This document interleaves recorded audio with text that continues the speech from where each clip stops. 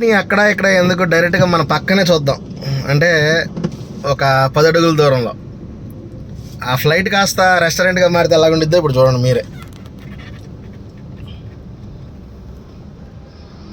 Friends చూస్తున్నారా, అది flight, నిజంగా ఫ్లైటే, స్క్రాప్ ఫ్లైట్ అనమాట. కాకపోతే రెస్టారెంట్గా చేశారు.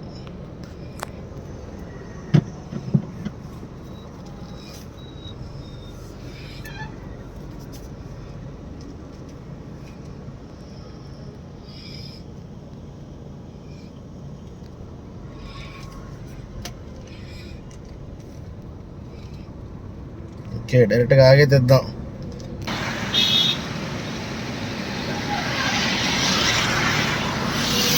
ఈ రెస్టారెంట్ పేరు ఏంటంటే విమాన్, అంటే విమానం అంట, ఫ్యామిలీ రెస్టారెంట్ అంట.